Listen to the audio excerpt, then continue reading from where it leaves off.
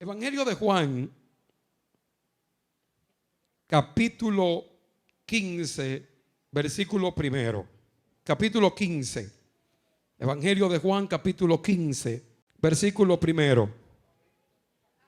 Dice la palabra del Señor: yo soy la vid verdadera y mi Padre es el labrador. Todo pámpano que en mí no lleve fruto lo quitará, y todo aquel que lleva fruto lo limpiará, para que lleve más fruto. Ya vosotros estáis limpios por la palabra que os he hablado. Permaneced en mí y yo en vosotros.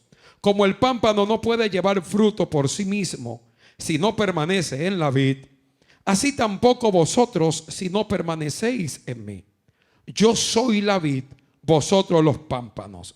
El que permanece en mí y yo en él, este lleva mucho fruto, porque separado de mí nada podéis hacer.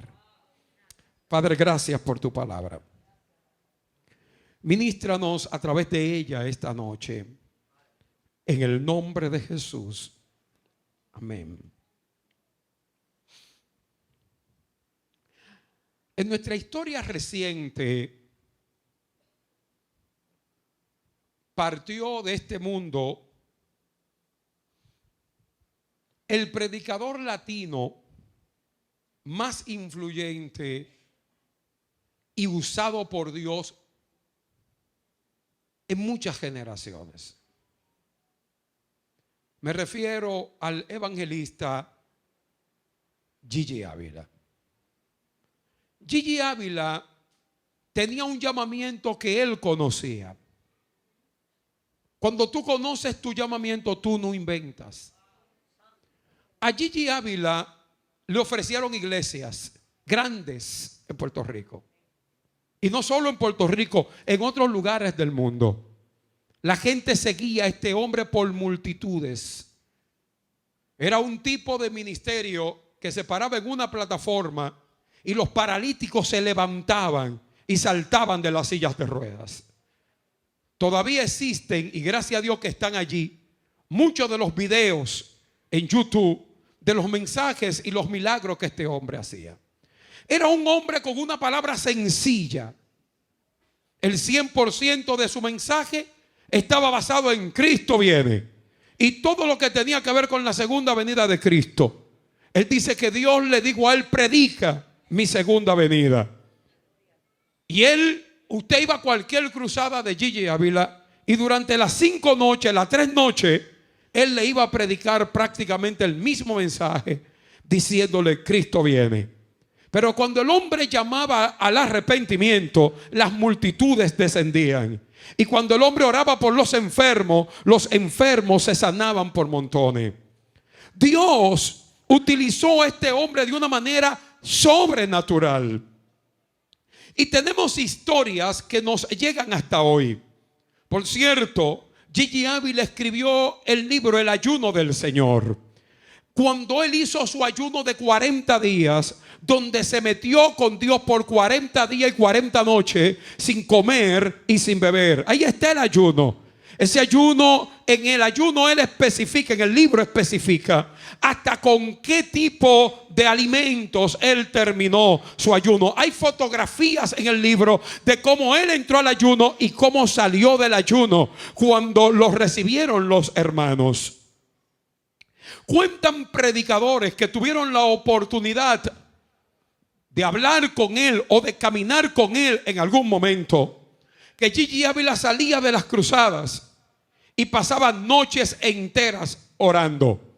Y al otro día se levantaba para salir a predicar.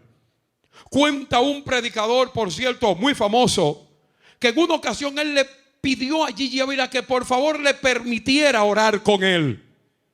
Y Gigi Ávila le dijo: no hay problema, ven, vamos a orar. Y dice el varón que se metió a orar con Gigi Ávila, y Gigi Ávila se metió en una esquina y pasó la noche entera orando. Pasó todo el otro día orando. Pasó el siguiente día, lo pasó orando. Y al tercer día Gigi Ávila se paró de sus rodillas de estar orando al Señor. Dice el predicador que él durmió, él se acostó, él roncó. Mas sin embargo el hombre de Dios, cada vez que lo miraba, estaba de rodillas orando al Señor. Gigi Ávila aprendió el secreto para mantener la unción, que es la oración. Este hombre tenía una unción poderosa, pero esa unción poderosa se requiere de gente que se aparte con el Señor.